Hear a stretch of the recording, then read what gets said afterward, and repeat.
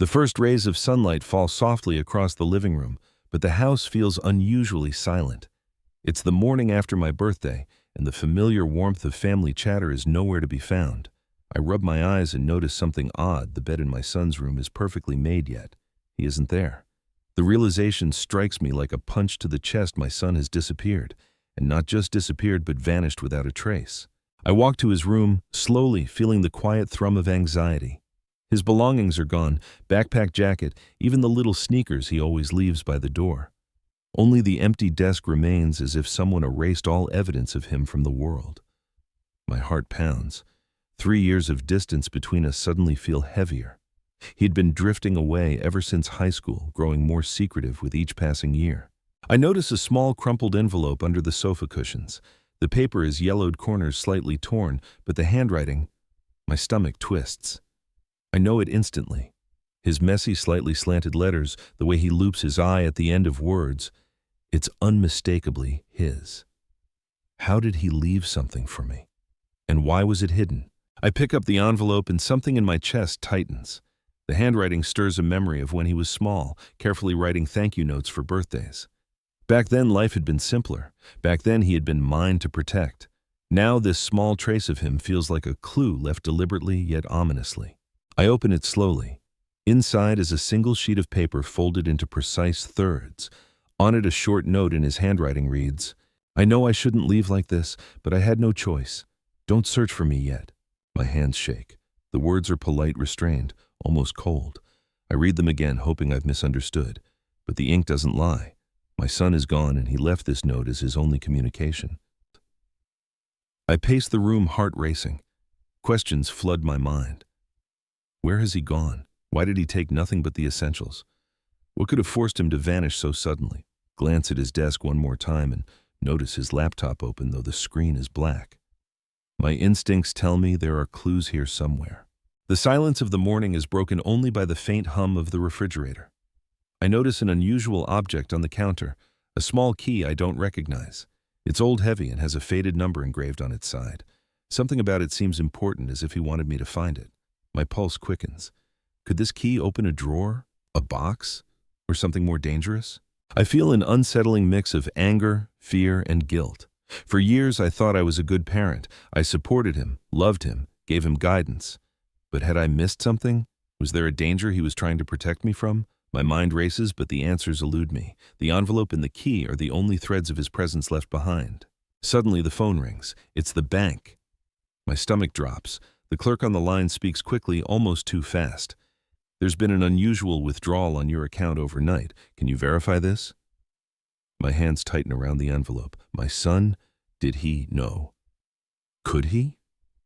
The thought hits me like lightning, sharp and terrifying. I sit down, holding both the envelope and the key, staring blankly at the wall. The house feels colder now. 3 years of estrangement, a mysterious disappearance, and an unexplained financial alert. It all presses on me at once. The weight of uncertainty is crushing. I realize that this morning, this quiet, ordinary morning after my birthday, has changed everything. The calm of family life is gone, replaced by a storm of questions I have no answers to yet. And that was only the beginning. I stand frozen at the doorway of my son's bedroom. The morning light spills across the floor, highlighting the empty shelves and neatly folded clothes. Everything is in order, almost too much in order. It's as if he vanished into thin air, leaving behind only the illusion that he'd been here. My chest tightens. The familiar sight of his room, once a comfort, now feels alien. I step inside slowly. His bed is still made, the pillow plumped, as if expecting him to return at any moment. On the desk, his textbooks sit stacked perfectly, a pen resting diagonally across the top page. Even his favorite action figure is perched upright on the shelf, untouched. The details are painfully ordinary, yet the absence of him screams louder than any noise could. I walk over to the closet. Doors open smoothly. Jackets, shirts, and shoes are all neatly arranged except for one small backpack that's gone.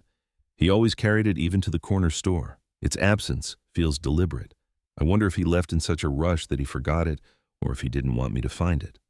My thoughts spiral. Could he have been planning this for weeks, months? I notice a faint trace of something unusual on the floor near his desk, a crumpled corner of paper. I bend down to pick it up. It's another note, smaller than the first, folded several times. My heart races. It reads, Don't trust the numbers. Not everyone is who they seem. The handwriting is unmistakably his. But what numbers? What warning is this? A chill runs down my spine. He's left more than just a warning. He's left me questions, mysteries, a puzzle I wasn't prepared to solve. I glance around the room looking for anything else out of place. On the windowsill, a small photograph catches my eye. It's of him, smiling at a summer fair, standing next to a man I don't recognize. My brow furrows. Who is this man? I've never seen him before. The photograph feels like a breadcrumb, a subtle hint that my son's life has threads I've never touched. I check under the bed, a habit I've kept since he was small.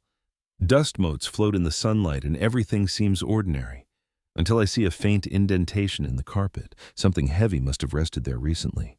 I reach down and discover a small metal box about the size of a jewelry case. I try the lid, it's locked. My pulse quickens. Could this be connected to the key I found earlier? The thought makes my hands tremble.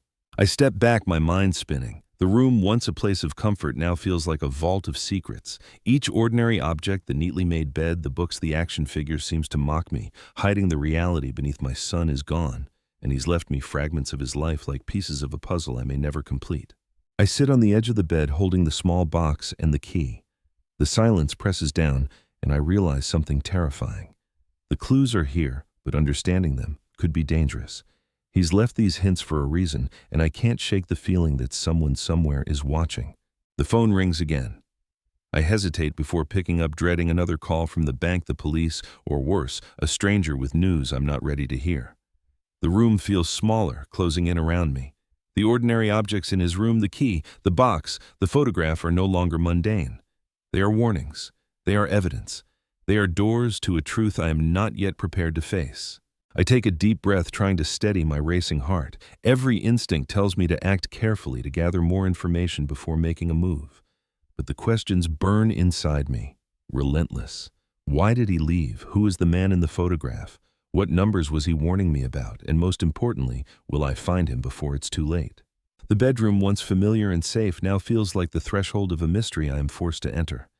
And as I close the door behind me, I realize I'm not just searching for my son. I'm uncovering a side of him, and perhaps of myself, that I've never known. Back in the living room, I sink into my favorite chair, the crumpled envelope from the bedroom still in my hands. My mind is racing, replaying every detail: the empty bed, the small locked box, the photograph of a man I've never seen. Then my phone buzzes. It's a text message. I freeze. It's from an unknown number, but the message is short, almost cryptic. You'll find what you're looking for, but not without paying the price. My fingers tremble as I read the words again. My son. Or someone else entirely. I feel a chill crawl up my spine. The message is polite, but chilling, like a warning. Every instinct in me screams to delete it, but I can't. It feels like a thread leading to him, a lifeline I must follow despite the danger. I reread it, scanning for hints, patterns, anything familiar. The tone, the spacing, even the small deliberate misspelling in the word price feels oddly personal. My mind flashes back to my son's handwriting, his tiny quirks, the way he twists letters. Could it be from him? Or has he already walked into something far darker than I can imagine? I pace the living room. The morning light streams through the windows, but it does little to ease the tension coiling in my chest. I notice again the key in my hand, heavy and cold, as if it's a token of responsibility passed down to me. Responsibility for what? Protecting him, solving the mystery, or something worse? I decide to check the family group chat on my phone. No messages from him, not a single clue. My wife's messages are only asking if everything is all right. She has no idea. I feel the weight of isolation pressing down. For 3 years I'd been drifting apart from my son, never realizing how much distance could grow into danger. The strange message makes me question everything I thought I knew about him. Had he been planning something, or was he being forced into it? My mind reels, trying to connect dots that feel deliberately scrambled. The locked metal box from his room, the photograph, the notes, all hints of a hidden life I never knew existed. Then another notification, this one from an email. A new message titled, "Do not ignore." I hesitate before opening it. Inside a scanned document appears a withdrawal slip, my account number partially redacted, and a sum that makes my stomach drop.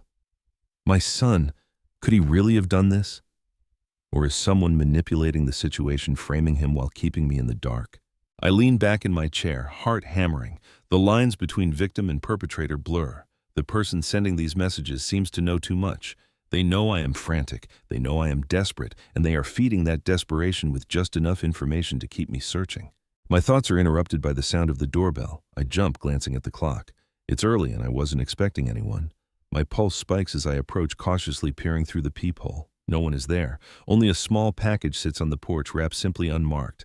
I bring it inside, hands shaking, and open it. Inside is another photograph, a different man this time, standing in front of a building I vaguely recognize. The words, "He knows too much," are scribbled on the back in handwriting I don't recognize. I sit back down, overwhelmed. The messages, the documents, the photographs, they are all connected. I can feel it.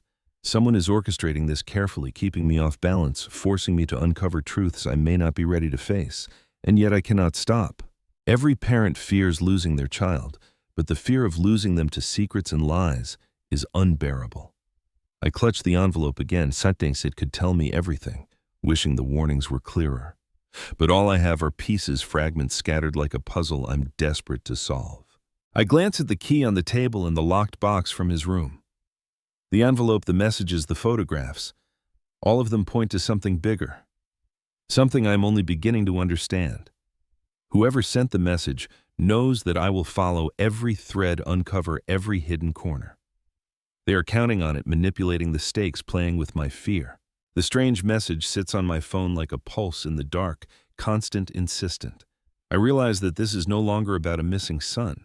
This is about uncovering a secret life, a hidden betrayal, and perhaps even danger that neither he nor I could have predicted. And as I stare at the words again, my resolve hardens. I will follow every clue, unlock every secret, and find him, no matter the cost. I return to my son's room, heart hammering, drawn back by a gnawing need to understand. The metal box, the envelope, the photographs, they all demand answers. But then my eyes catch something I hadn't fully noticed before, his phone still lying face down on the desk. It feels wrong that it's here untouched. He always took it with him. The sight of it sends a chill through me. Why leave it behind? My mind races with possibilities. Was this deliberate, a breadcrumb, or a trap? I pick it up carefully. The phone is locked with a code I don't know, but I notice something unusual. The last screen shows multiple missed notifications from numbers I don't recognize, a mixture of texts and voice messages. Whoever these people are, they were trying to reach him, and I'm starting to feel that they might be the key to all of this. I turn the phone over in my hands. The back cover bears a tiny scratch in the shape of a star, a mark I remember from a summer camp bracelet he once lost. My chest tightens. Every small detail feels like a personal message, a trace of him left behind intentionally. But why, and why now? The silence of the room is broken by another alert. The phone vibrates softly.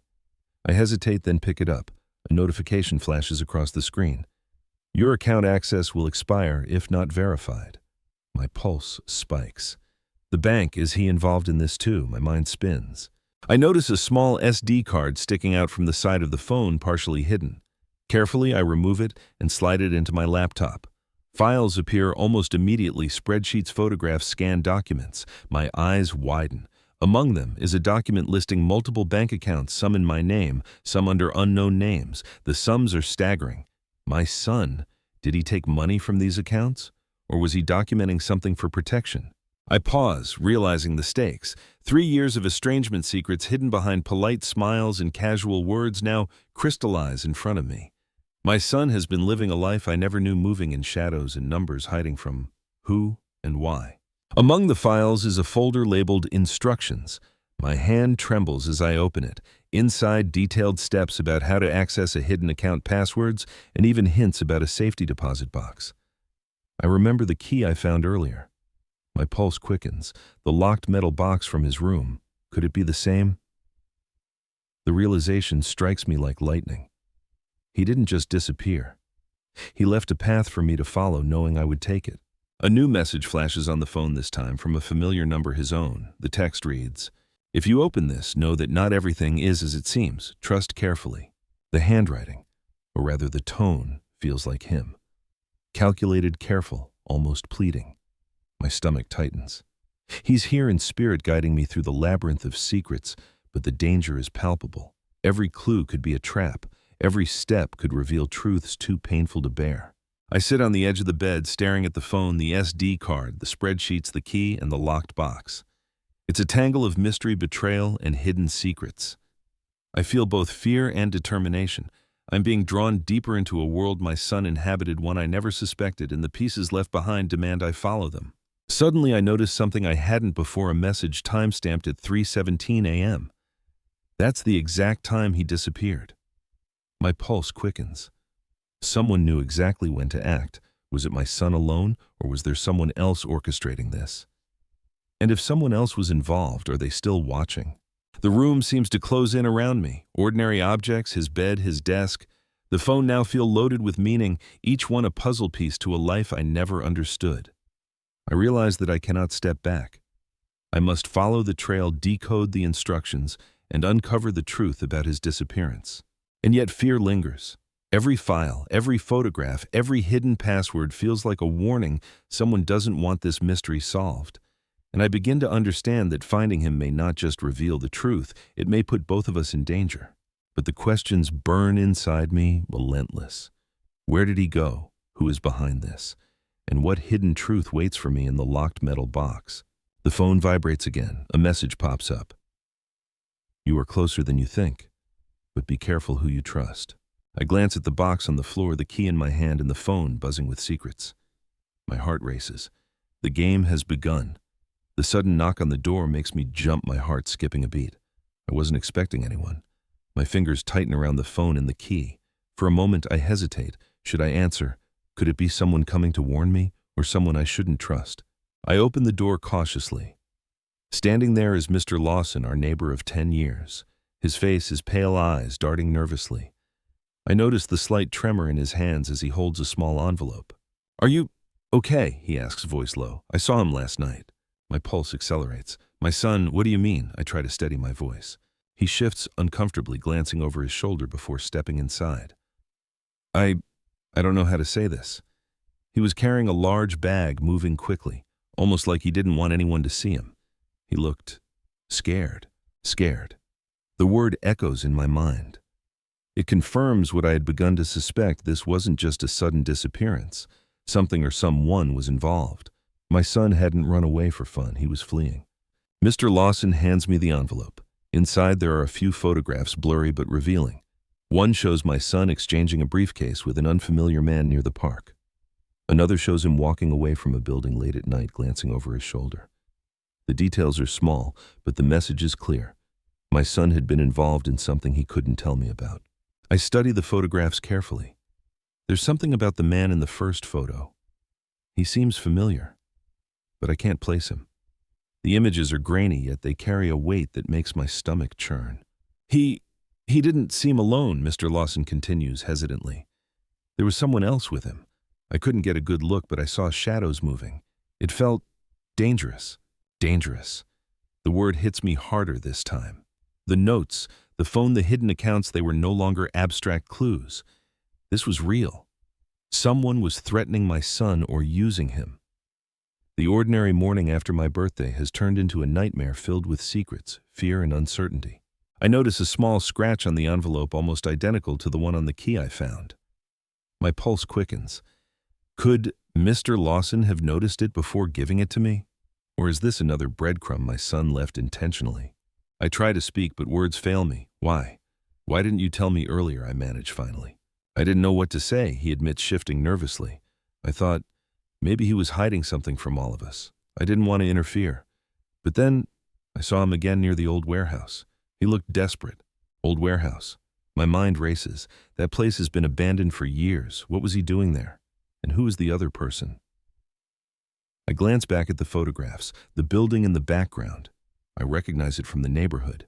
It's close to the bank he had been working near for his summer job. My hands tremble as I hold the photos.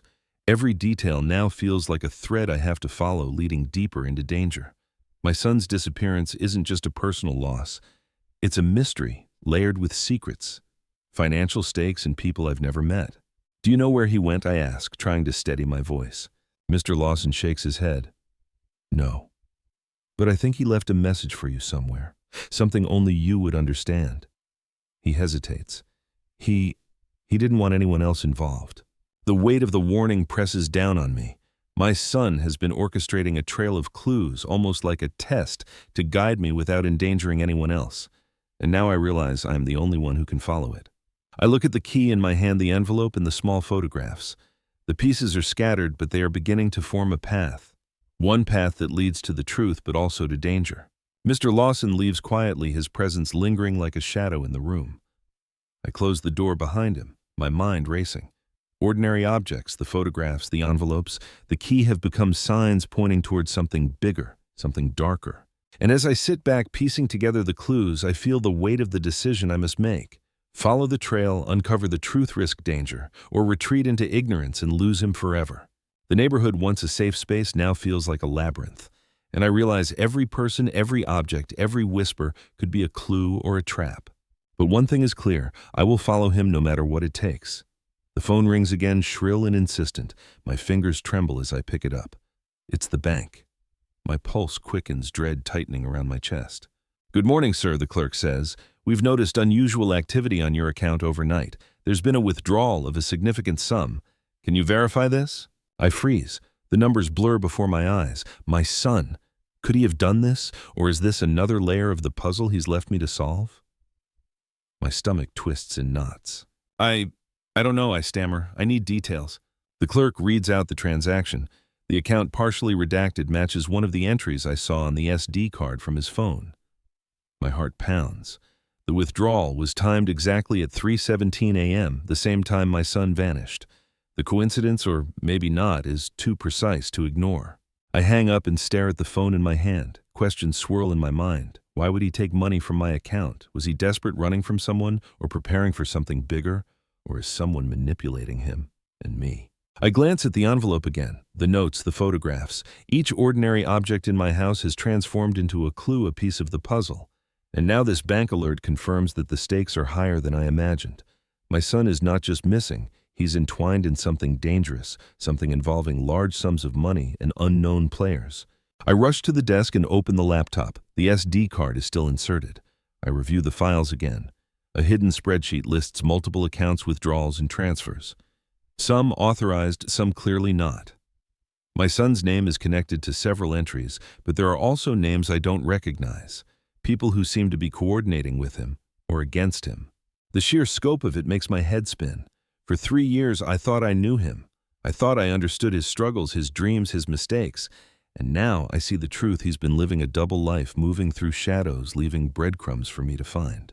A new alert appears on the phone, a text message from another unknown number. It reads, "You're on the right path. Do not trust anyone but yourself."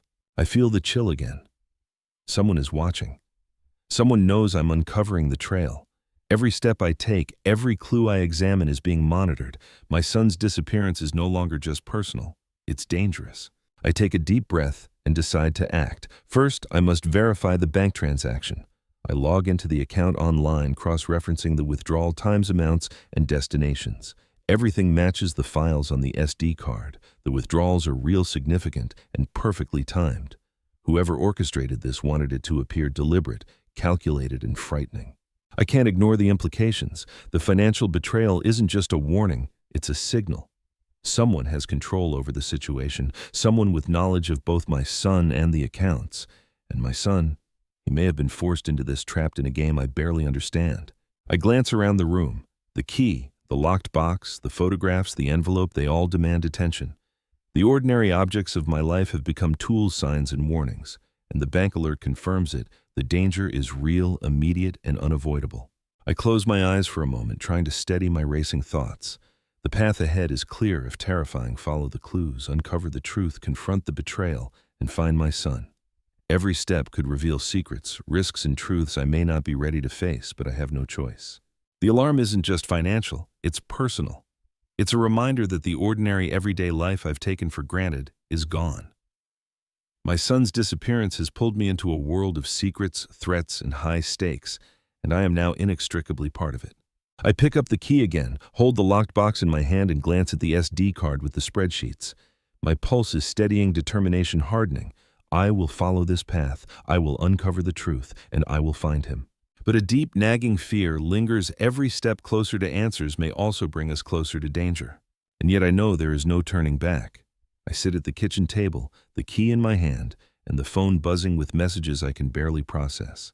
The bank alert, the SD card, the mysterious photographs, they all weigh heavily like shadows pressing down on me. And yet I feel compelled to continue.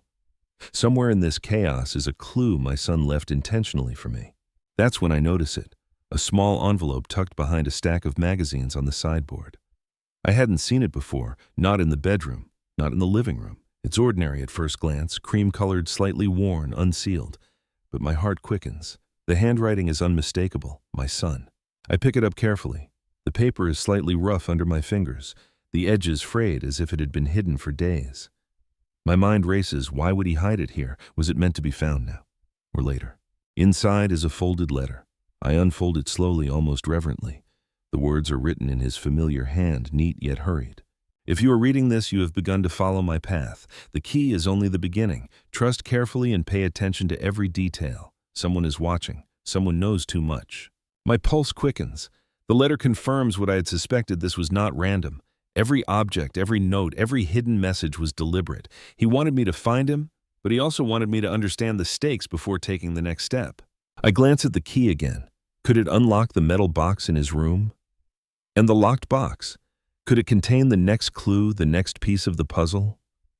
My hands tremble as I realize that each breadcrumb is carefully placed, each ordinary object transformed into a signpost leading me deeper into his world. I look around the room, noticing details I had ignored before. The edge of a rug slightly lifted, a book not in its proper place, the faint smell of his cologne lingering on the envelope. Each tiny thing feels like a deliberate message. My son was teaching me to read between the lines, to pay attention, to prepare myself for what lay ahead. The letter continues. The withdrawal from your account was necessary. Don't blame me and don't be misled by appearances. Follow the clues and you will understand. The truth is dangerous, but you must know it. Dangerous. The word hits me with renewed force.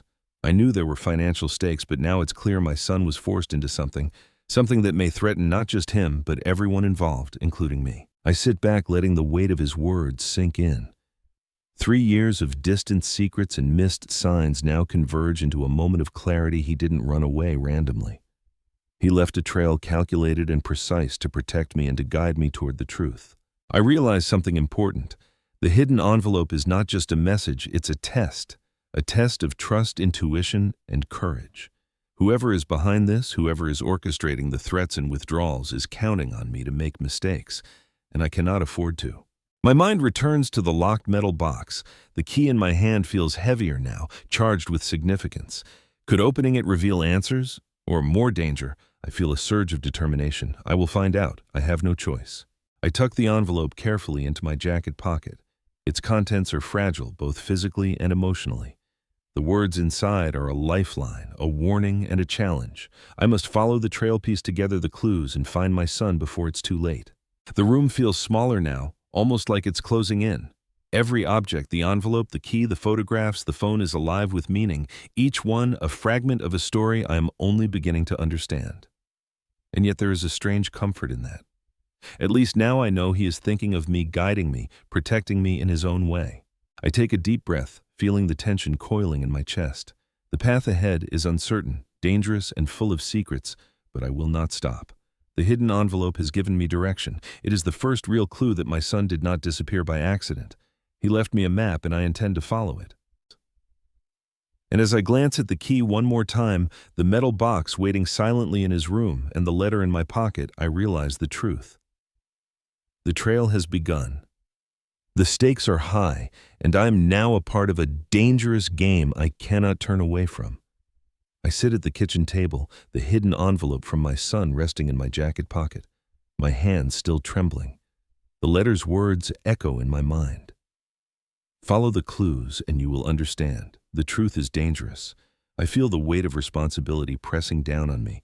Every small object, every detail now carries significance. I return to the living room, eyes drawn again to the photograph I noticed earlier, the one tucked behind the books on the shelf. It's an old photograph, faded at the edges, depicting my son standing beside a man I do not recognize.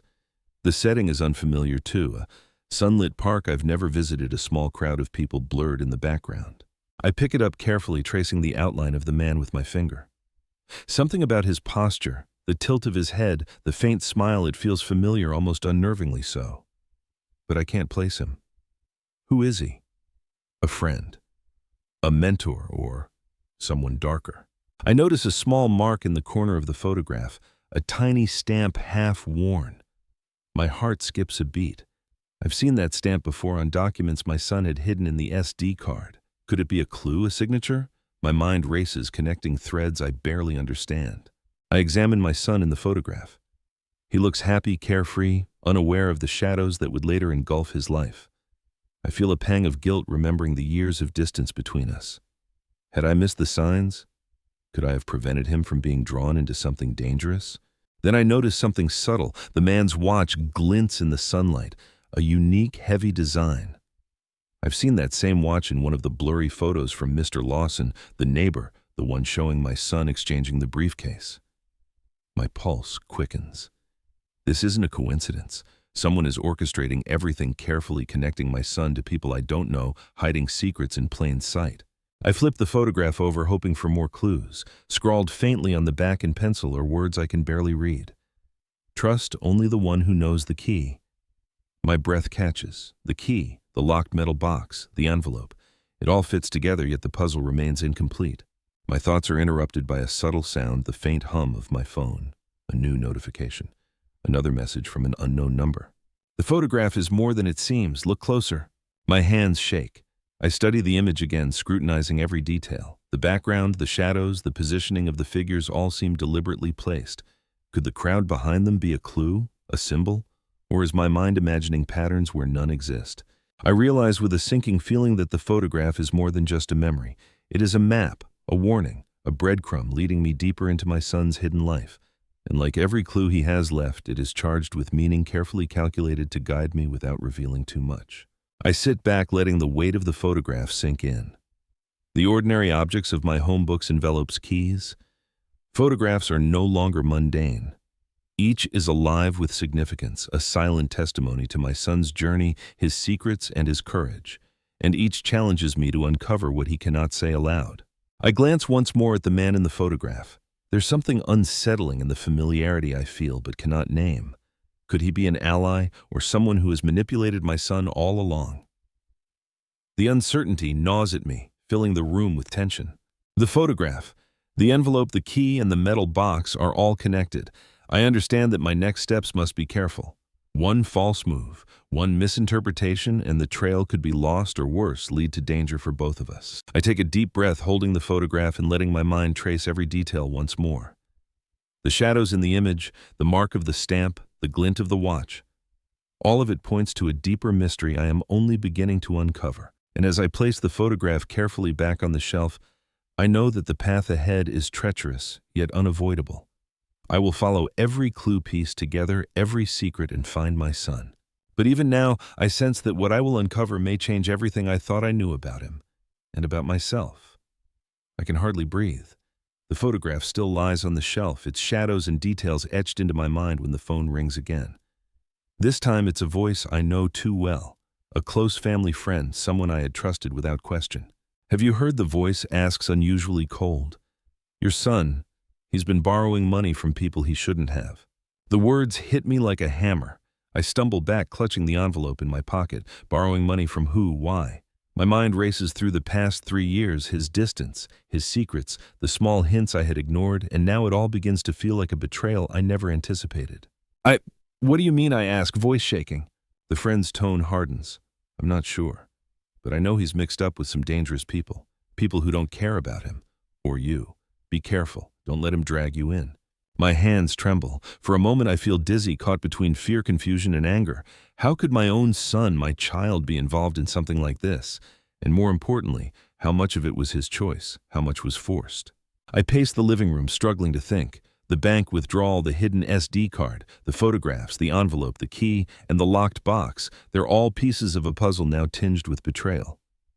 The reality that he may have been hiding financial secrets from me or even deceiving me is almost unbearable. I sit down heavily, trying to make sense of it all. The betrayal isn't just about money, it's about trust.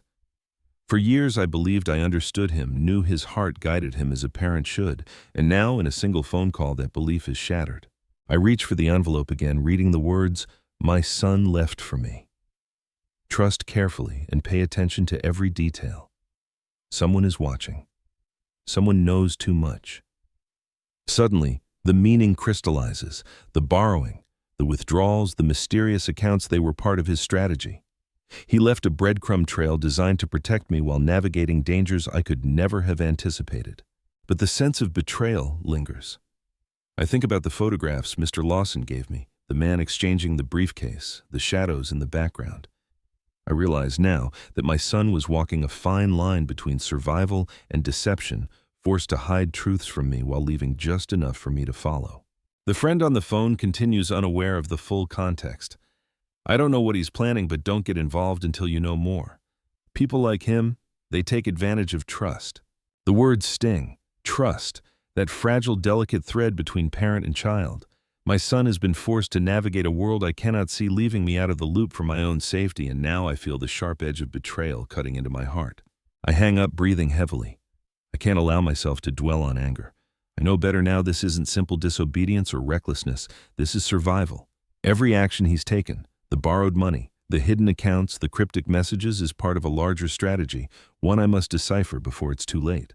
I glance at the locked box, the key, and the SD card. Each object is a promise of truth, a challenge, and a warning. The betrayal I feel is real, yet it's intertwined with a deeper understanding. My son is navigating danger, and his secrecy was a shield, not a lie. I take a deep breath and steel myself. The first betrayal cuts deep, but it also clarifies my purpose. I cannot falter. I must follow the trail, uncover the secrets, and find my son before the hidden dangers close in. And as I stare at the photograph one last time, I realize something chilling. The betrayal is only the beginning. There are more secrets, more dangers, and more truths waiting to be revealed.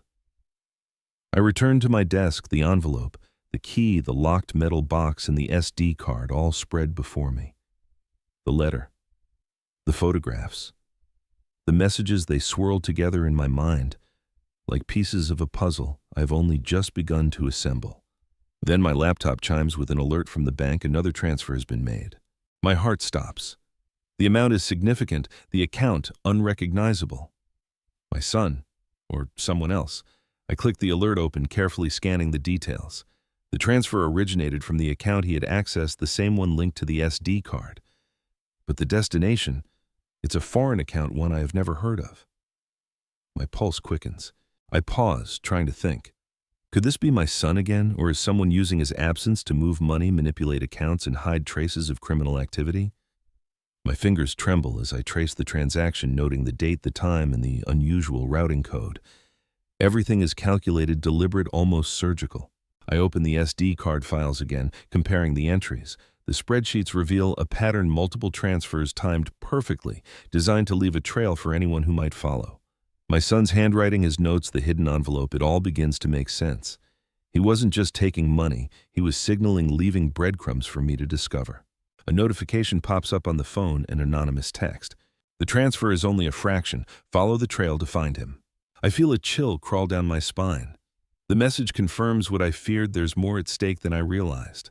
Whoever orchestrated these transfers is testing me, daring me to uncover the truth. My son's disappearance isn't random. It's a carefully planned sequence, a game I have been forced to join. I take a deep breath, trying to steady my nerves. The locked box sits nearby, the key heavy in my hand. I realize that the next step is clear. The metal box likely holds the clue to the purpose behind these transfers, the location, or even the people involved. But opening it could expose me to danger I'm not yet prepared for. I glance at the photographs again. The man in the image, the shadows behind him, the mysterious buildings, they all hint at a network my son was tangled in. Each transfer, each message, each secret note is another thread connecting him to forces I can barely comprehend. I try to make sense of it all, scribbling notes in a small notebook. Dates, amounts, names, potential locations. Every piece of data is a step toward understanding, a step toward finding my son. Yet the fear lingers. What if the next clue is a trap? What if someone is watching, manipulating me as they did him? I lean back, letting my mind wander to the first betrayal, the phone call from the family friend warning me. Everything now aligns: the borrowed money, the transfers, the hidden envelope, the key, the photographs. The puzzle is becoming clearer, but the stakes are higher than ever. My son is in danger. The financial trail is dangerous, and I am now an unwilling participant. Suddenly, I notice a small detail. I hadn't before: a series of digits faintly written on the back of one of the photographs. They match part of the routing code for the mysterious transfer. My pulse quickens. Could this be his way of showing me where to follow next? The realization hits me like lightning. He left instructions embedded in objects I had overlooked, a hidden map pointing to the next phase of this dangerous journey. I pick up the key, holding it tightly. The locked metal box seems to hum with possibility, the potential of answers and peril intertwined. Every element, the transfer, the notes, the photographs. The envelope converges on this moment. The trail is no longer abstract. It is concrete, dangerous, and urgent. I know I cannot wait. I must follow the trail, unlock the box, and uncover what my son has hidden. Every warning, every clue, every betrayal leads me to the same conclusion: the mystery is only beginning, and the next step may change everything I thought I knew. And as I prepare to turn the key in the lock, my stomach twists with fear and anticipation. The path my son has laid before me is perilous, filled with secrets, lies, and danger. But I will follow it, no matter the cost. The phone rings again. My fingers tighten around the receiver, my heart hammering in my chest. After everything, the bank alert, the mysterious transfers, the envelope, the photographs, who could it be now? "Hello," I ask cautiously. "Good afternoon, Mr. Carter. This is Mr. Whitman, your family lawyer. I'm calling regarding a confidential matter involving your son," the voice says, calm but firm. Confidential matter. The words make my stomach drop. I already suspected hidden layers, but now a lawyer? My mind races through possibilities: inheritance, secret accounts, obligations my son may have kept from me. Yes, go on," I managed to say, trying to keep my voice steady. "There are accounts you may not be aware of," Mr. Whitman continues. "They have been in your family for some time, and your son had access to them. I cannot provide details over the phone, but it is imperative that you meet me in person. It concerns funds he may have withdrawn or been forced to withdraw, and the consequences could be significant." I feel a cold sweat break over my body. My son. The transfer's, the SD card. All of it is connected. The realization hits me. He's involved in something far larger than I imagined. And the lawyer. He holds pieces of the puzzle I cannot see. "I understand. I'll come immediately," I say, my voice firm despite the fear gnawing at my chest. I hang up and stare at the key in my hand, the metal box in front of me, and the envelope still in my pocket. Every object, every detail, every cryptic message now points to this moment. The stakes have risen. The mysterious transfers, the photographs, the hidden notes, they are all pieces of a financial web that my son has been entangled in. And the lawyer knows more than I do. I gather my belongings, feeling the weight of urgency pressing down on me. Outside, the street is quiet, ordinary, yet I know danger lurks in unseen corners. Every step I take now must be measured. Every clue, every object in my home has been a guide. And the path leads here, to the lawyer's office, to truths hidden for years, to revelations I may not be ready to confront.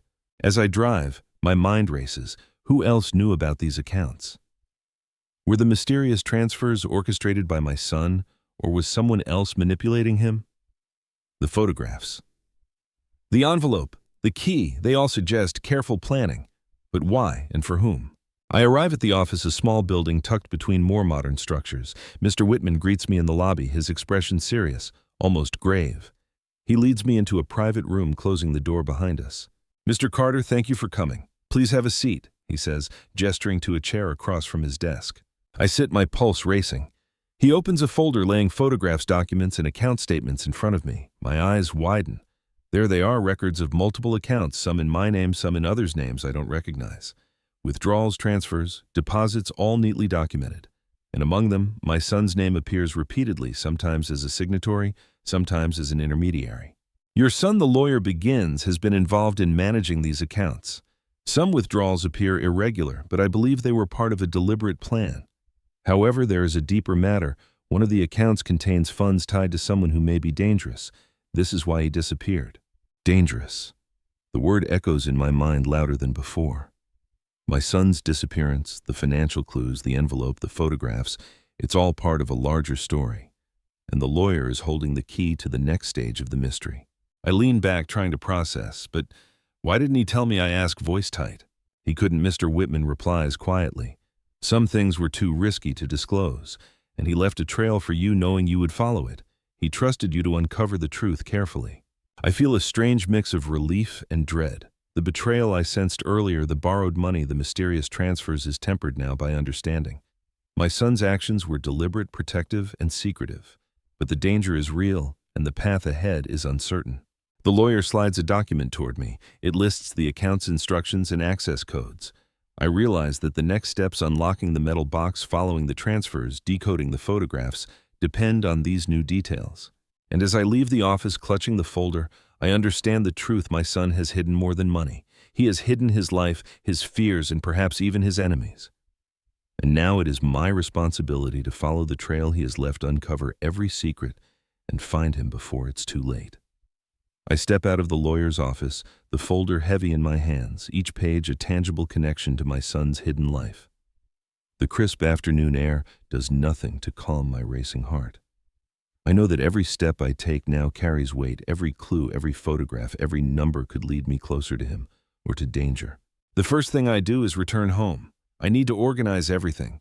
The envelope, the key, the metal box, the SD card, the photographs, the lawyer's documents. Spreading them across the kitchen table, I feel like an investigator piecing together fragments of a puzzle my son has left me. Each object is a thread weaving a path through mystery, betrayal, and secret danger. I start with the SD card. I cross-reference the spreadsheets with the photographs and notes. Timing, locations, account numbers all begin to form a pattern.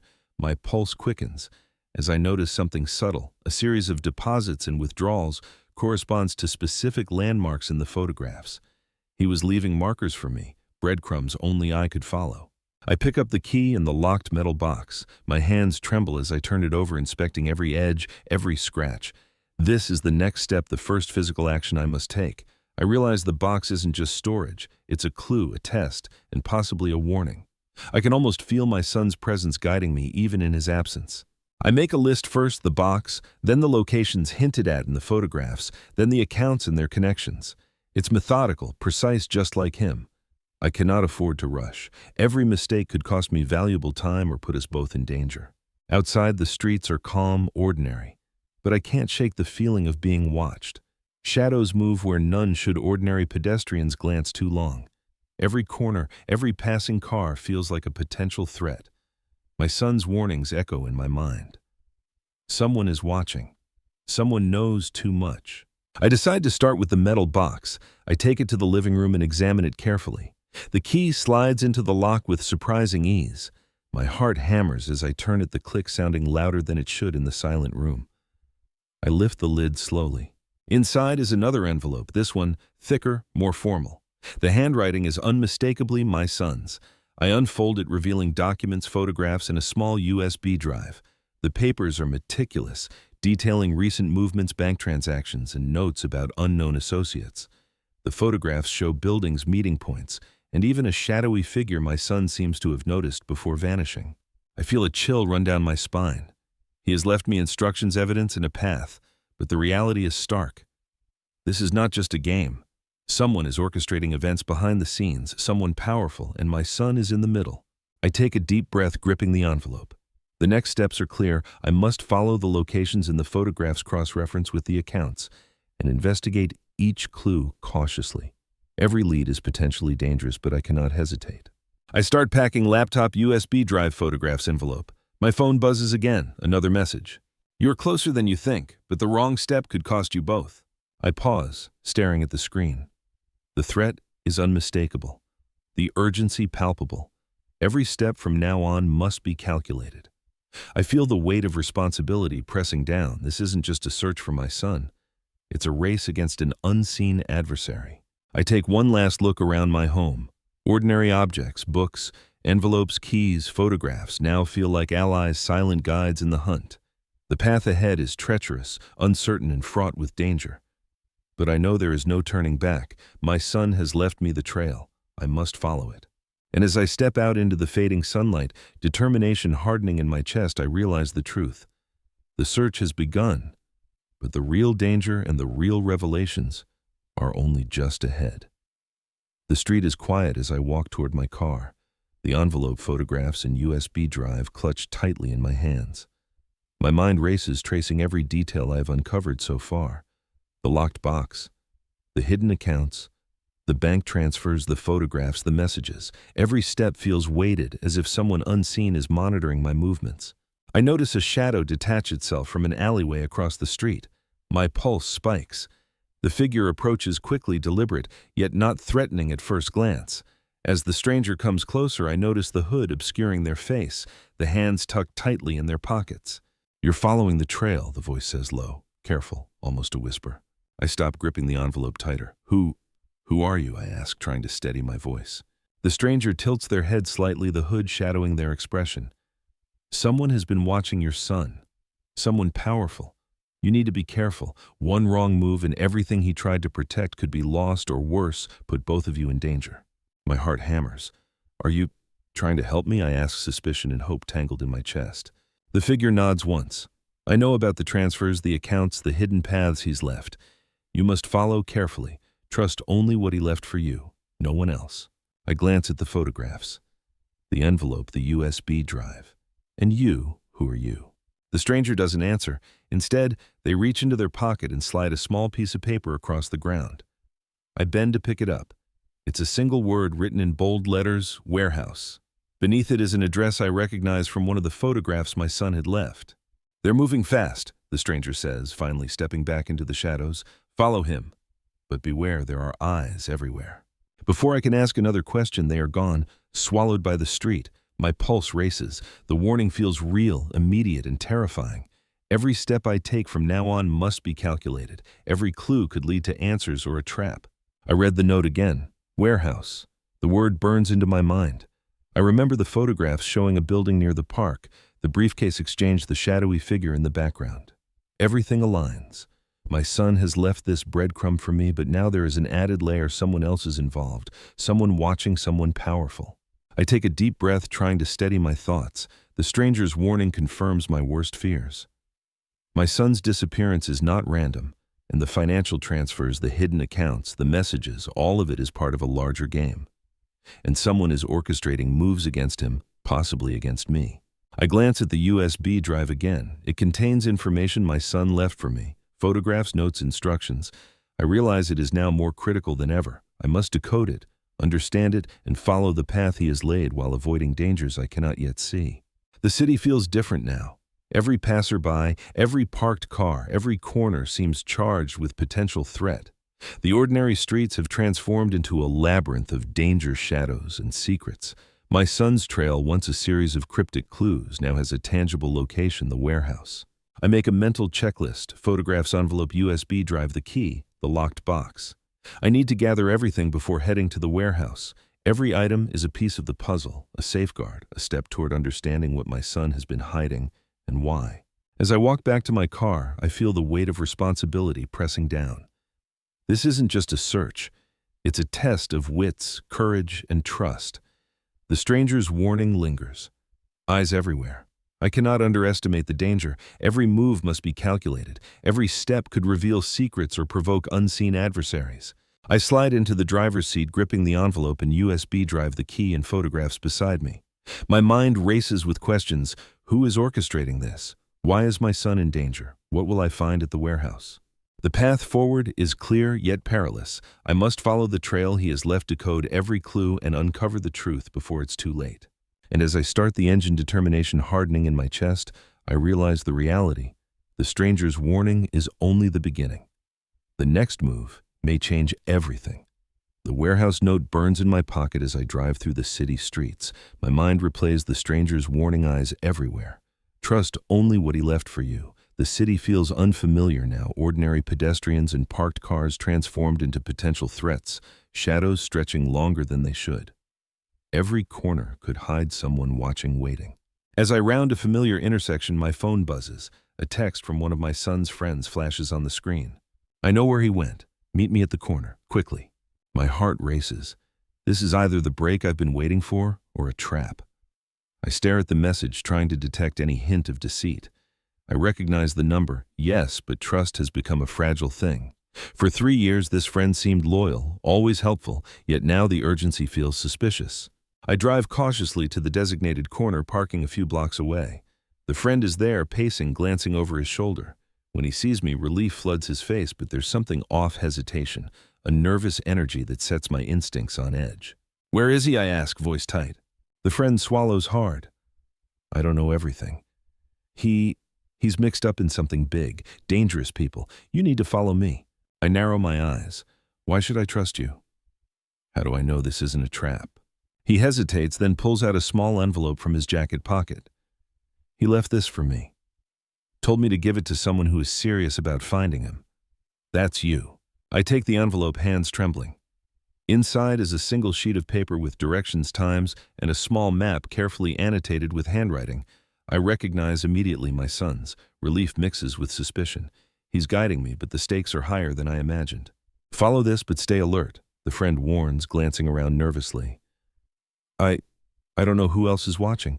Someone has been following me too. Fear twists my stomach. The network around my son is larger than I thought, and now I see the danger reaching beyond him. Someone is orchestrating events, manipulating people, ensuring that every step I take is monitored. We move quickly, weaving through back streets and alleys. Every shadow seems alive. Every passing car feels like a threat. My son's careful planning has left breadcrumbs. But the journey is perilous. The friend hesitates at every turn, glancing over his shoulder, nervous energy radiating in every movement. Finally, we stop a few blocks from the warehouse indicated in the photograph in the note.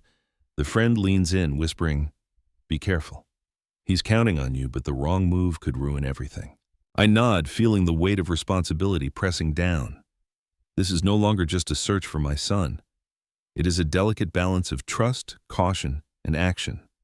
One wrong step, one misinterpretation, and the trail could vanish, or worse. I glance at the envelope again, the map detailing the route, the times carefully chosen. My son has orchestrated this path to protect both of us. And yet, even with guidance, danger is tangible. The friend's nervous glances, the shadows creeping along the walls, the distant hum of the city, all remind me that unseen eyes are watching, calculating. I take a deep breath, gripping the envelope tightly. The warehouse is close now. The photographs, the messages, the bank transfers, the locked box, the key, and this friend's guidance all have led me to this point. Every clue, every object, every warning has built to this moment. I glance at the friend, then back at the envelope. The next steps are critical. I must follow the map. Trust my instincts and navigate the hidden dangers. My son's trail has been deliberate, protective, and cryptic, but it is mine to follow now. As we approach the final turn, the warehouse looms ahead. Shadows stretch across the pavement. A sense of anticipation and dread coils in my stomach.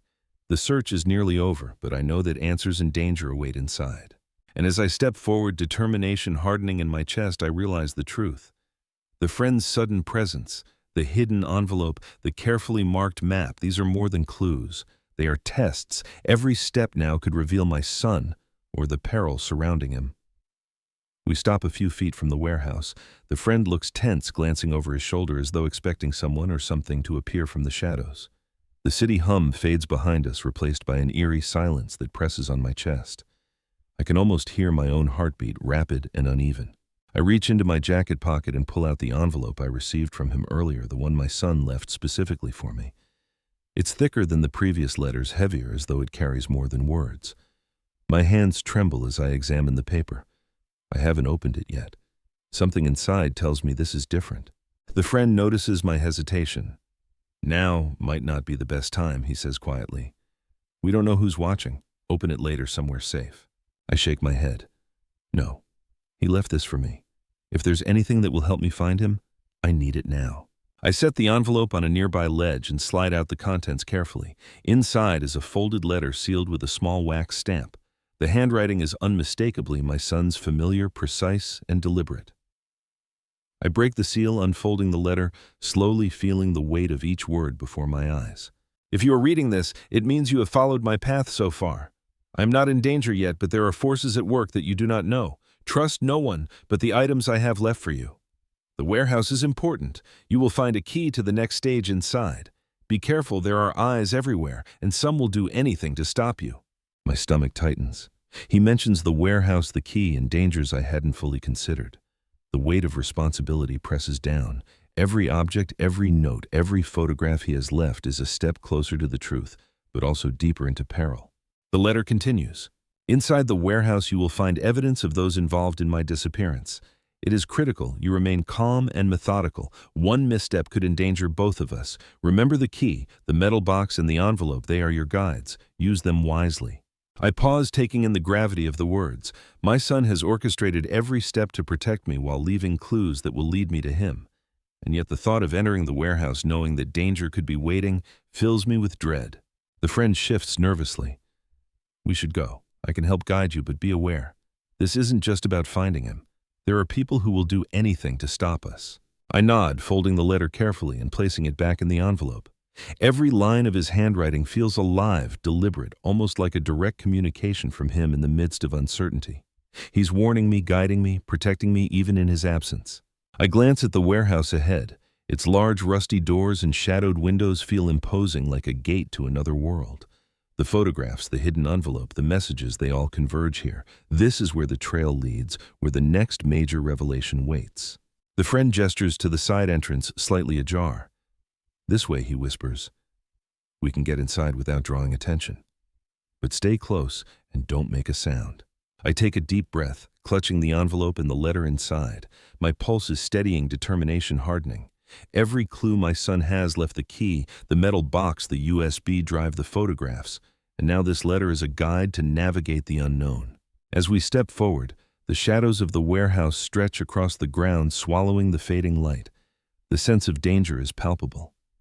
The letter in my pocket reminds me that every step is deliberate, every warning intentional, and every secret has a purpose.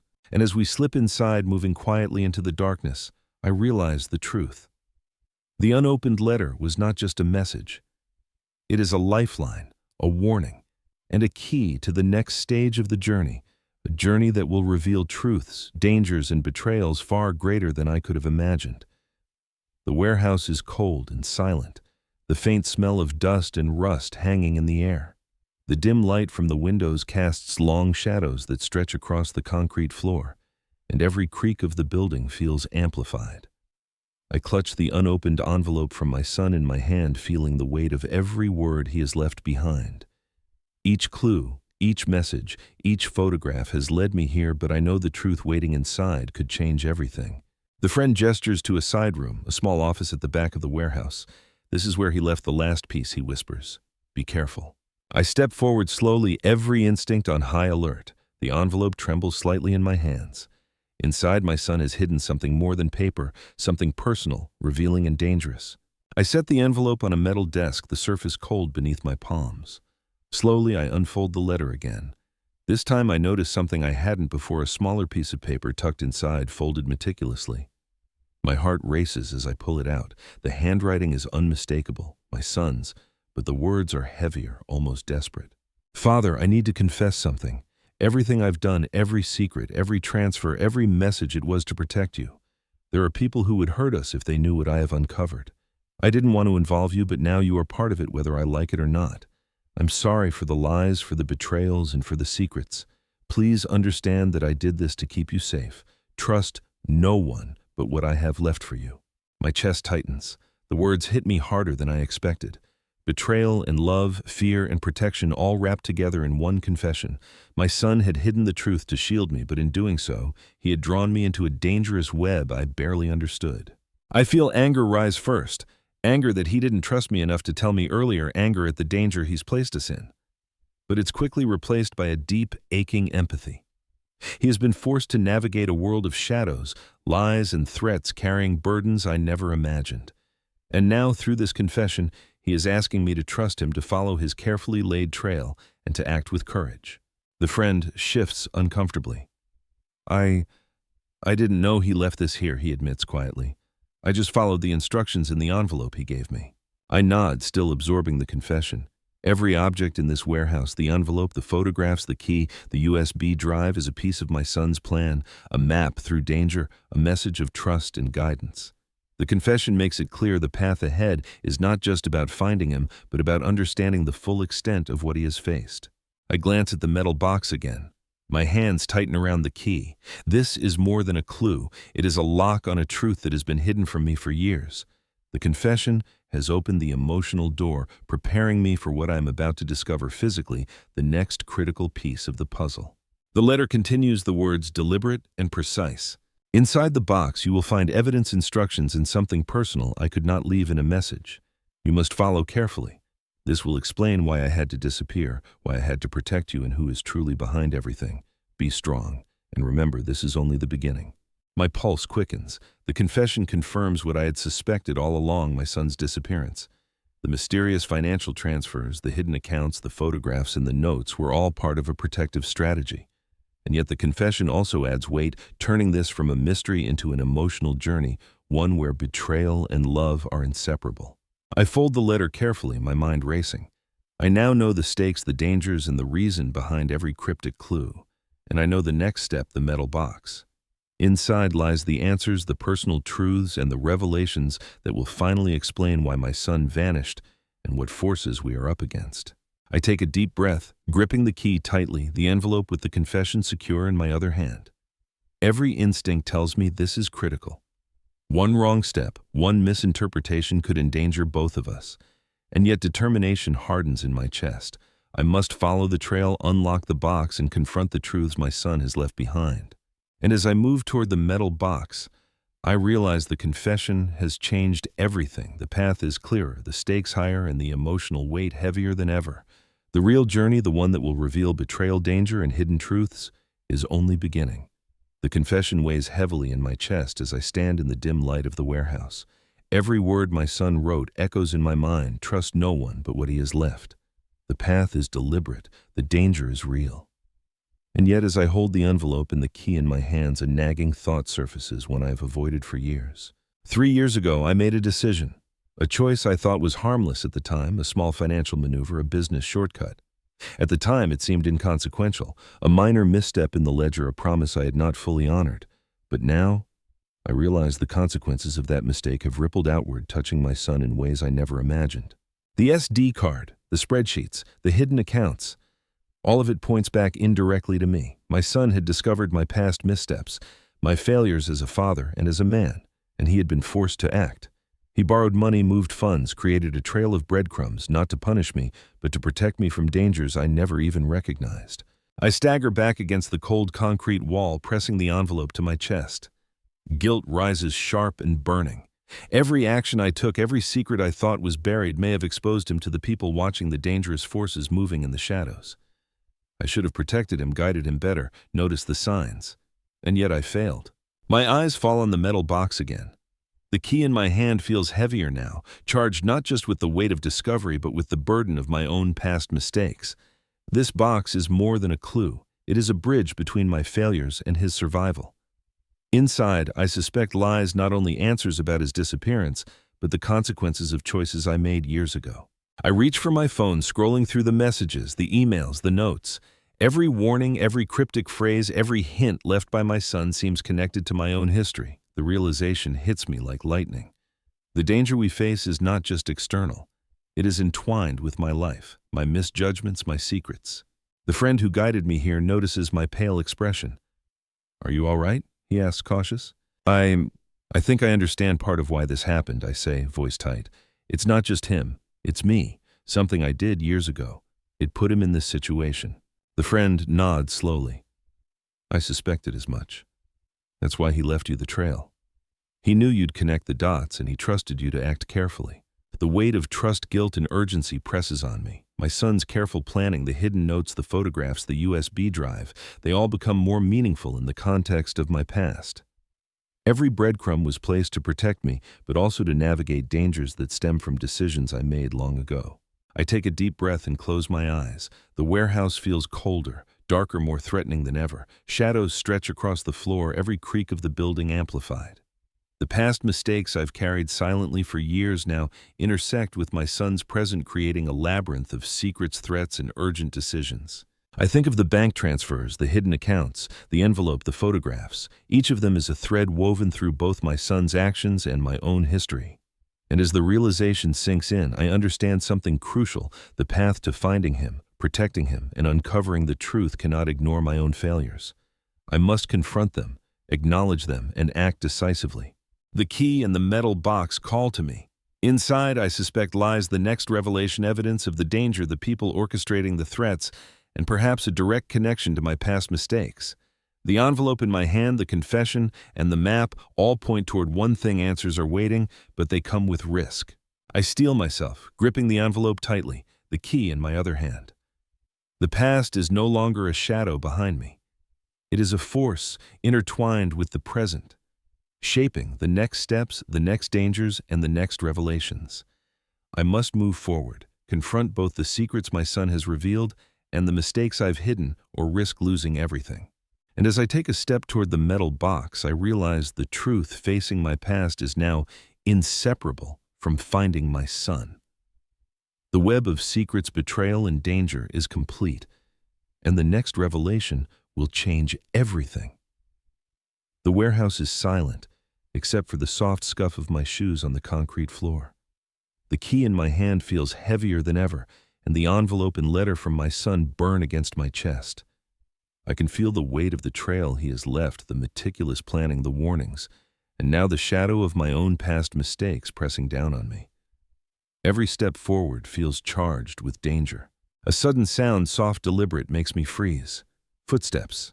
Not the friend's, not mine. Slender, careful, almost silent. I spin toward the sound, gripping the key tightly.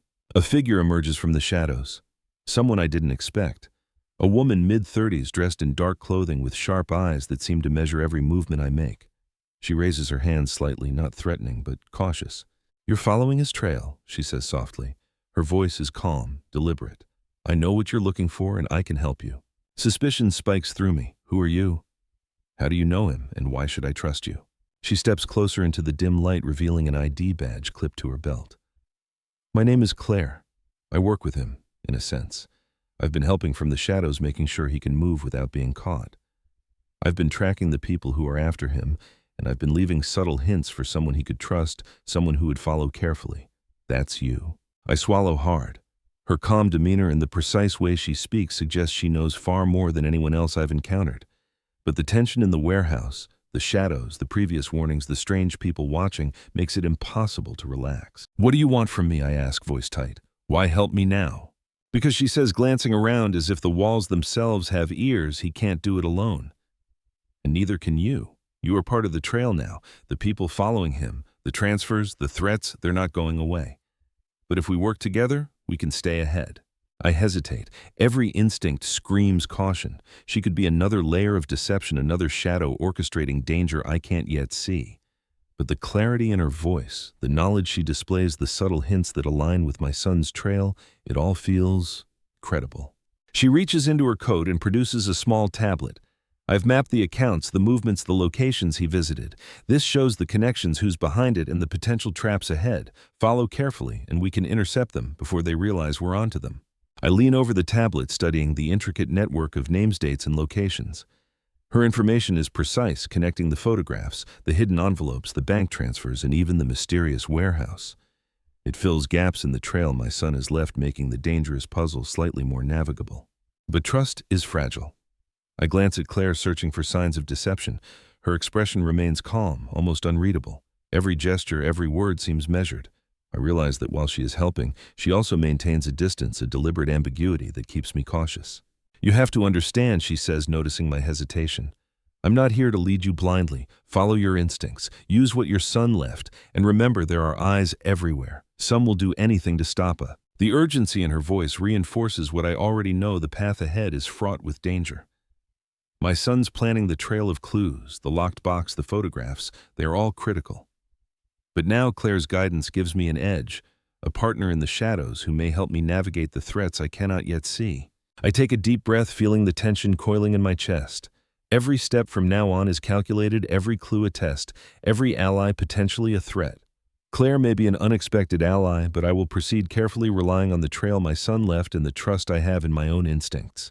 I nod to her, determination hardening. "All right, let's do this." But we move cautiously. Every step matters. She nods, and for a brief moment the tension eases slightly. We are united in purpose, but the danger is far from over. Every shadow in the warehouse, every note, every clue from my son, their weight presses down. And as we step deeper into the building, I realize the path is clear. Follow the trail, decode the clues, uncover the truth, and confront the hidden dangers that have ensnared my son. But even as we move forward, one thought lingers. Can I truly trust her? Or is she yet another part of the web of deception waiting to trap us both? The warehouse feels heavier as Claire and I move deeper into the shadows, the dim light reflecting off dusty metal beams. My pulse is steady, but every instinct is alert. The envelope, the photographs, the key, the metal box, all are still with me. Now my attention shifts to the USB drive my son left inside the locked box. It is small, unassuming, yet I sense it holds the next critical piece of the puzzle. We find a table in a back corner cluttered with abandoned tools and broken machinery. I set the USB drive into my laptop, heart hammering with anticipation. The files appear instantly, neatly organized into folders labeled with cryptic codes, dates and locations, many matching the photographs and notes my son had left. Claire leans over my shoulder. This is what he intended for you to see. He couldn't explain everything in letters. The digital trail, it's where he's hidden the real story, the key to understanding everything.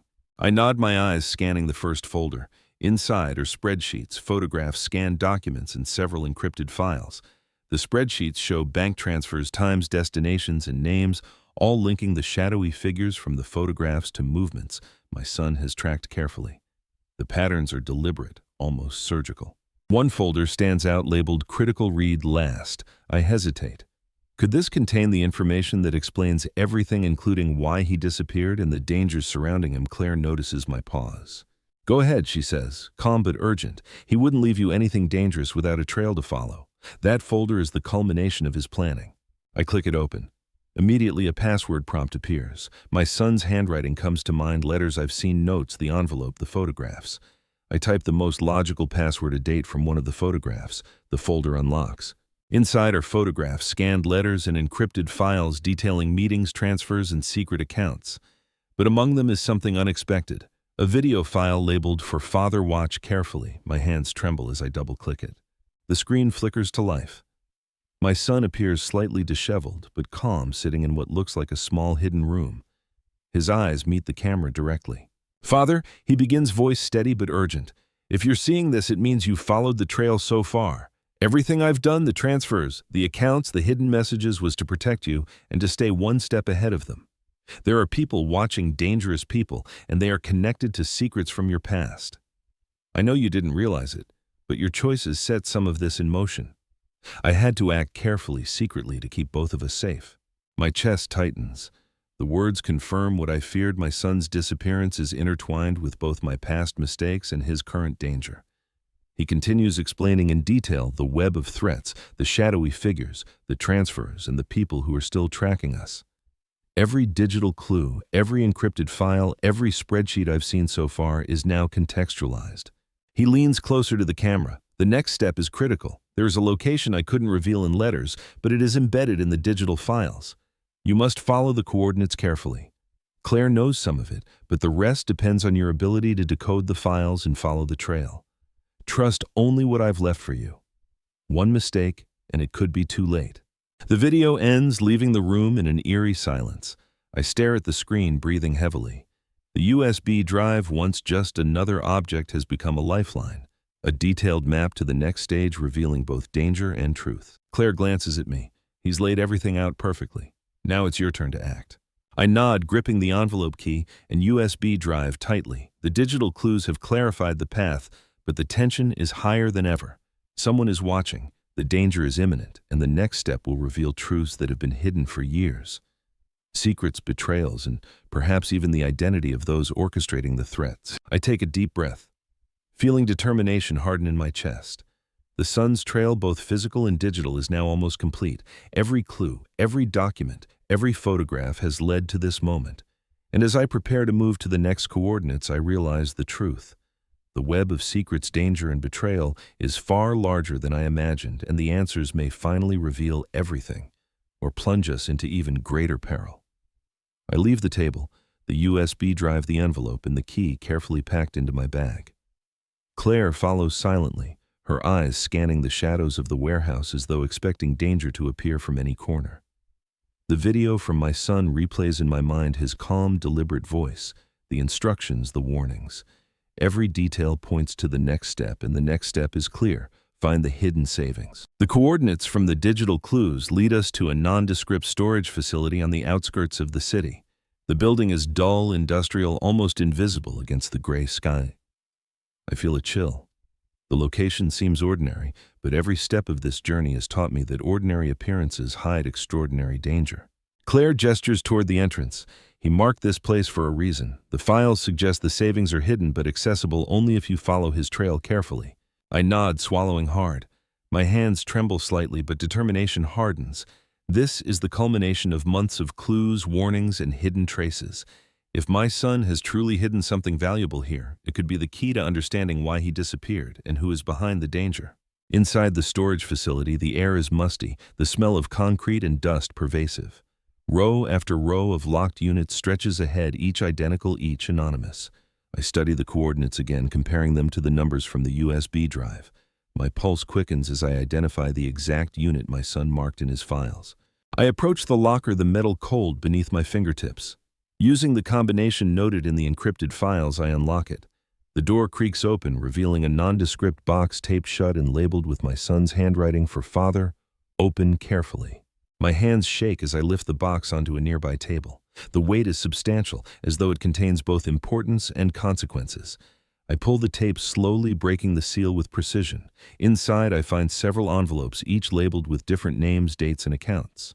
Alongside them are photographs of bank statements, cash transfers, and a small stack of bills, significant but carefully arranged. Claire leans closer. These are the hidden savings he mentioned. The files and the transfers were clues leading you here. Everything is accounted for, and it was all planned to keep you safe. I sift through the contents, astonished by the meticulous organization. Each envelope contains not just money, but instructions. What to do, who to contact, and how to proceed without exposing ourselves to the people tracking him. My son's foresight is staggering. He anticipated every threat, every danger, and every potential misstep, leaving precise guidance for me to follow. And yet the weight of responsibility presses down. This hidden savings is more than money. It's a lifeline, a puzzle, and a test. Whoever is behind the threat is still out there, and every step I take now is being watched, monitored, and evaluated. The ordinary boxes and envelopes in this storage unit have transformed into keys, maps, and warnings. I notice one final envelope slightly larger than the rest. The handwriting is bold, deliberate, and unmistakably my son's. I open it carefully. Inside is a small letter. Father, the hidden savings are not just money. They are protection, leverage, and a path to uncovering the truth. Use them wisely. Trust Claire, follow the trail, and be prepared for what comes next. You are closer than ever. I feel a surge of both relief and tension. Relief that my son's careful planning has given us a tangible advantage, but tension because the warning is clear, danger is near, and the path ahead is treacherous. I glance at Claire, who nods silently. Her expression is calm but serious. Every piece of the puzzle we've uncovered, in envelopes, photographs, digital files, hidden accounts, is now converging in this moment. The hidden savings represents both safety and responsibility, and the next steps will determine whether we can finally uncover the full truth about my son's disappearance. I take a deep breath, lifting one of the envelopes. Determination hardens in my chest. Every clue, every warning, every secret has led to this moment. The hidden savings is not just a resource. It is the key to understanding, protecting, and ultimately confronting the forces that have ensnared my son. And as I prepare to move forward, the tension tightens. The danger is real, the threats are imminent, and the next stage of this journey, the confrontation, the revelation, and the truth, is closer than ever. The hidden savings now secure in my bag, the envelopes and cash carefully organized, I feel a mixture of relief and unease. Relief, because my son's foresight has given me a tangible advantage, evidence, resources, and guidance I can rely on. Unease, because every step I've taken so far has been monitored, and I know the people behind his disappearance are watching, calculating, and preparing. Claire glances at me, her eyes scanning the shadows of the storage facility. We need to move quickly. They know he left a trail, and now they may know we're following it. My pulse quickens. The weight of responsibility presses harder than ever. My son's careful planning, the envelope, the USB drive, the photographs, and now the hidden savings, they've led us to this point. And yet I feel the tension coiling tighter, knowing the confrontation is imminent. We exit the storage facility, cautiously moving toward the car. Every sound echoes unnaturally in the quiet afternoon. A parked car with tinted windows catches my eye. It was not there before. A shadow shifts inside. My breath catches. Claire notices it too. Eyes everywhere, she mutters. Stay calm, move slow. We slip into the car, doors locked, eyes scanning. The vehicle follows, maintaining distance but precise enough to show intent. My stomach twists. The first direct threat has arrived. This is no longer abstract danger or cryptic messages. It is real, immediate, and deliberate. I glance at the envelopes in my bag. They represent safety, resources, and guidance, but they also represent risk. Whoever is following us knows we now hold what my son intended to protect, and they will stop at nothing to retrieve it. Claire speaks quietly. We need to draw them away from the city. Follow the coordinates from the USB drive. They'll anticipate we'll go straight to the warehouse or the locations marked. Use misdirection. I nod, hands gripping the steering wheel tightly. Every decision now carries weight. Turn too soon and we might expose ourselves. Hesitate and the threat closes in. The car behind us adjusts speed, staying synchronized with every movement we make. I take a sharp turn onto an abandoned street, tires crunching over gravel. The follower mirrors us immediately. My pulse races.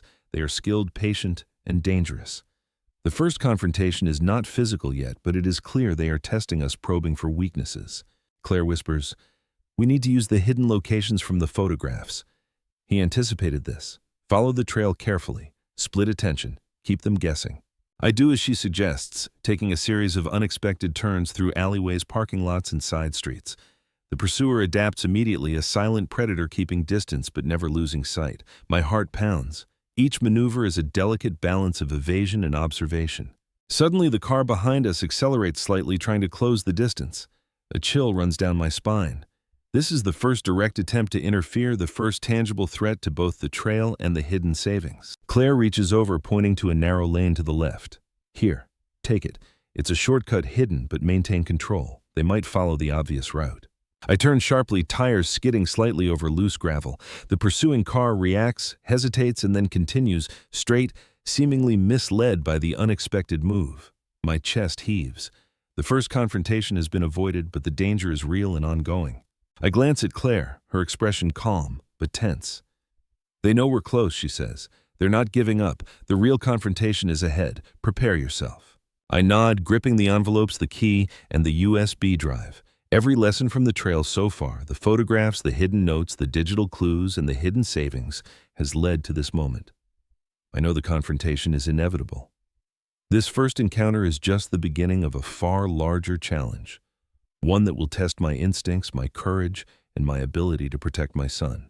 And as we continue down the narrow, twisting lane, the sense of imminent danger presses closer. The first confrontation has arrived not as violence yet, but as a warning.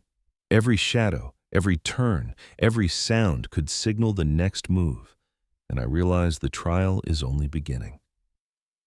We finally reach a secluded location indicated in the coordinates from the USB drive. A hidden garage, half obscured by shadows and overgrown ivy, stands like a sentinel in the dim light.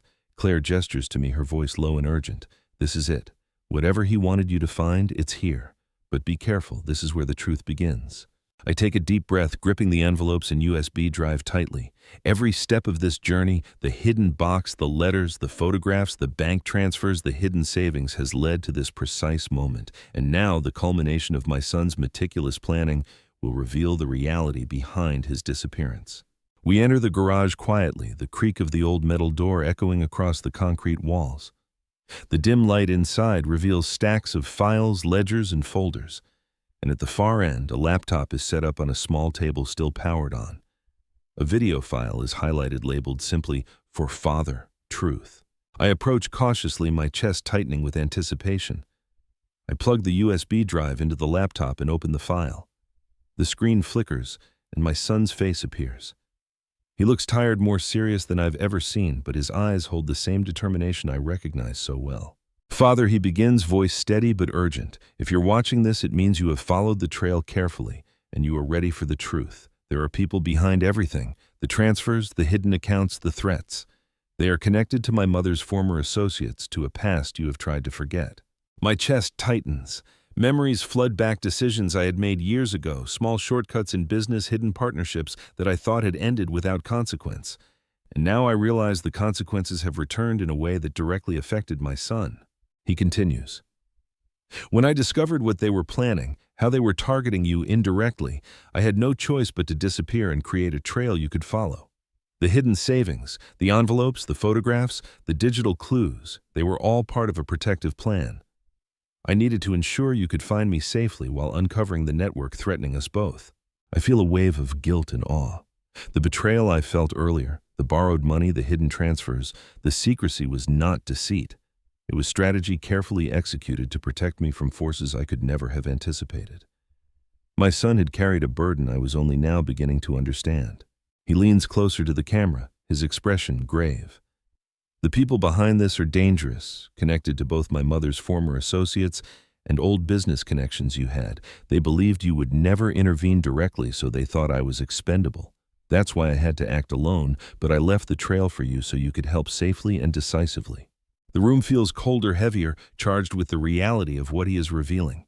Every clue, the envelopes, the photographs, the USB drive, the hidden savings now makes sense. They are part of a calculated plan designed to expose the network, gather evidence, and ultimately protect both of us. I lean back, heart pounding. The truth is staggering. The threat is bigger than I imagined, entwined with my past mistakes and decisions I thought were buried. And yet there is clarity now. The path is revealed, the enemy is identified, and the next steps are mine to execute. Claire glances at me, expression tense but steady. This is it. You know who they are. You know what's at stake. Now we move forward carefully. Every step counts. I nod, gripping the envelopes and USB drive. The first confrontation, the hidden savings. The confession, the past mistakes, all have led to this revelation. The truth is out. The stakes are high and the danger is imminent, but I now understand why my son disappeared, why he acted secretly, and why every breadcrumb was placed with precision. As I prepare to act, the sense of urgency tightens. The people behind this network are still out there watching, calculating. The journey has brought me here to the edge of answers and danger, and as I step toward the next phase, following the final clues, confronting the network, and reuniting with my son, I realize the truth. The journey is far from over. But clarity and strategy now guide every move. And as the video ends, the weight of revelation settles heavily, but purpose hardens in my chest. The enemy is known, the path is visible, and the confrontation, both dangerous and decisive, is inevitable. The truth from my son's video still burns in my mind as I leave the warehouse, envelopes and USB drive, secure hidden savings safely in my bag. Every clue, every letter, every photograph, everything has led to this moment. I feel a strange mixture of clarity and dread. I know who orchestrated the threats, I understand the danger, and yet a sense of unease coils tightly in my chest. Claire glances at me as we step into the shadowed alley behind the warehouse. Ready, she whispers. Her expression is calm, but the tension radiates off her. I nod, gripping the envelopes tightly. The trail has been revealed, but I know the danger is far from over. Suddenly, a car screeches around the corner, tires burning against the asphalt. It's a vehicle I recognize immediately, one we had seen following us before. But something is off. Two people step out, moving quickly, hands raised, not aggressive, but deliberate. My heart pounds. Who are they? I whisper instinctively, ducking behind the nearest stack of crates. Claire steps forward cautiously. I don't know, they're not acting like usual pursuers. Wait. The taller of the two approaches, removing his hood. My breath catches. It's one of the men from the photographs my son left, the one exchanging the briefcase. But his expression is not hostile, confused, wary almost, pleading. I know this looks bad, he says quickly, glancing at his companion. I'm not here to hurt you. You need to listen. Everything you've been following, the transfers, the hidden accounts, the warnings, it's more dangerous than you realize. And the people after your son, they've been manipulating both of us. I step back, disbelief mingling with fear. Manipulating you? What are you talking about? He glances nervously at Claire, then back at me. The network isn't what it seems. Some of the threats, the money, the disappearances, they've been orchestrated to mislead you. Your son, he's been protecting you from more than just the obvious danger.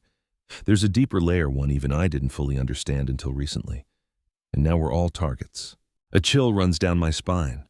Every calculation, every careful step I've taken, every clue from my son, it may have been only part of the story.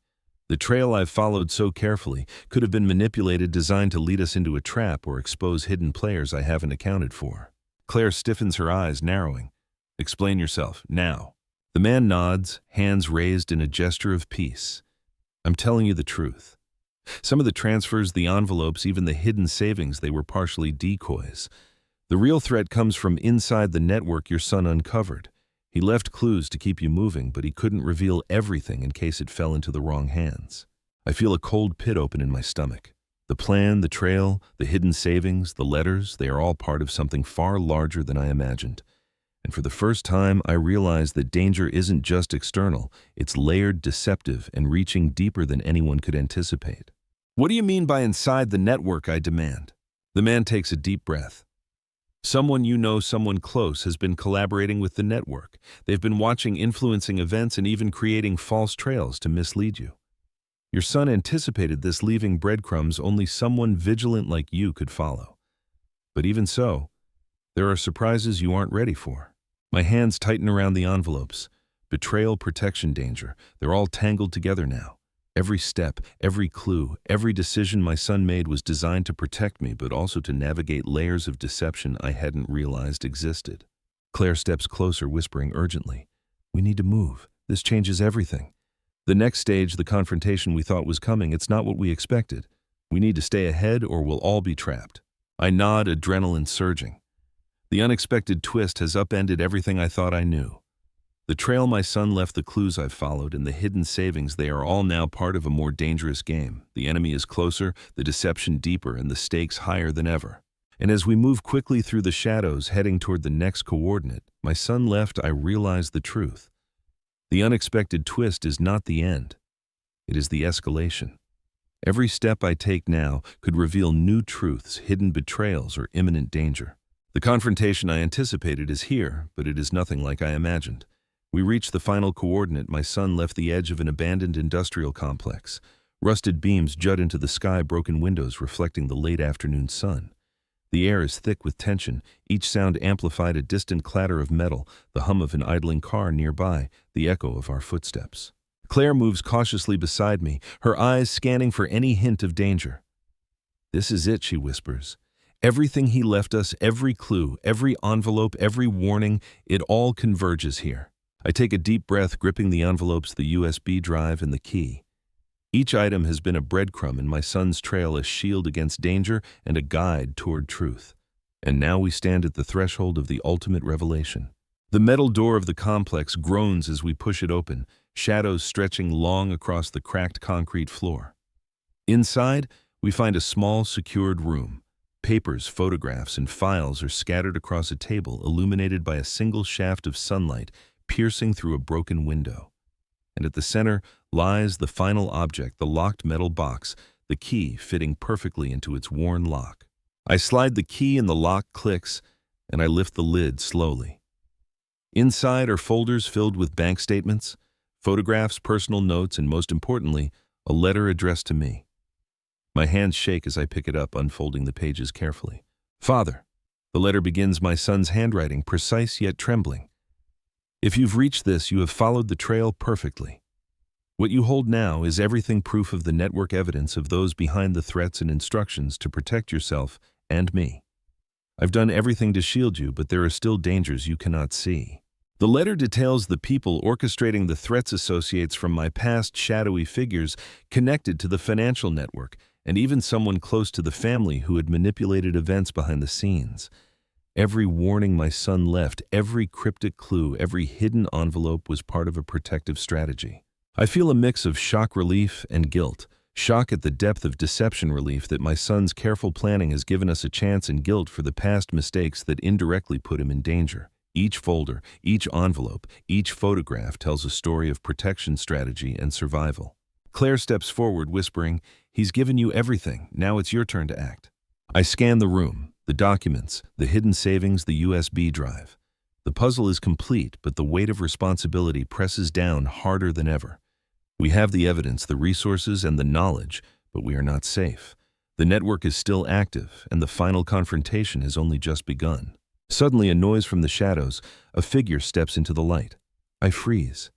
It's someone I recognize, one of the previously ambiguous allies now fully revealed. Their expression is unreadable. "I didn't expect you to get this far," they say. But the game isn't over. Even with all this, the danger isn't gone. I tighten my grip on the letter and the envelopes. The ultimate revelation has arrived. The sun's trail has led us here. The secrets are laid bare, but the danger remains. The journey, the threat, and the network are far from neutralized. Claire glances at me. "We need to leave now, carefully. Take everything, follow the final instructions, and prepare. This isn't the end, it's the escalation. I nod, heart pounding. I realize the truth. Every clue my son left, every hidden envelope, every cryptic message, every digital file was not just protection, it was preparation. And even now, after reaching the ultimate revelation, the path forward is perilous. We gather the documents, the hidden savings, the envelopes, and the USB drive. The room is silent, but heavy with anticipation. Every shadow could conceal danger, every sound could signal pursuit. And yet we move with purpose, guided by the meticulous planning my son left behind. As we step out into the fading light, I take one final glance at the warehouse and the metal box. The resolution is partial, the network is exposed, the evidence is in our hands. But the true danger, the people orchestrating events, the hidden threat still looms. And as we disappear into the shadows, determination hardening in my chest, I realize the truth. The journey is far from over. The revelations are clear.